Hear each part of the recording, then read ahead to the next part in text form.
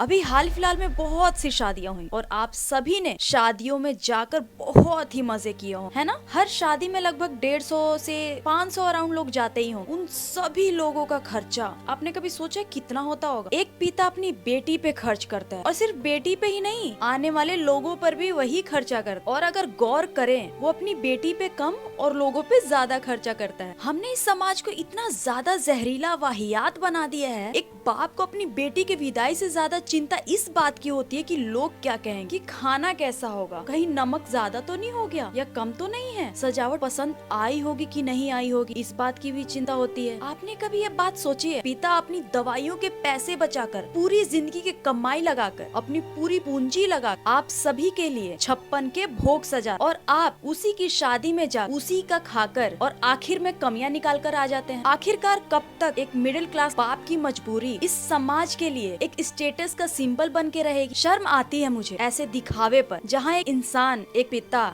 एक पति जो अपनी नाक बचाने के चक्कर में खुद को नीलाम कर देता है। मैं पूछना चाहती हूँ उन सभी फादर्स से, ये किस समाज के लिए है तमाशा? उन मेहमानों के लिए जो आपकी बेटी की दहेज पे फुसफुसाते हैं, जो खाने में नमक ढूंढते हैं और जाते जाते आपको कर्ज में डुबा जाते हैं। और उसी मेहमान को ये तक याद नहीं रहता कि मेन्यू में क्या था। वो बाप जो पूरी जिंदगी ब्याज को भरता रहता है। और मैं उन सभी लड़कियों और लड़कों से कहना चाहती हूँ, उस बाप के बुढ़ापे का क्या, जिस पैसे से वो अपनी दवाइयाँ खरीद सकता था, 2 पल की जिंदगी जी सकता था, पर वो सब खुशी इस दिखावे की आग में झुलस जाता है। अब शादी के बाद तो बेटी अपने घर चली जाती, पर छूट जाता है वो खाली घर, वो खुशी, वो बैंक बैलेंस और खाली आंखें।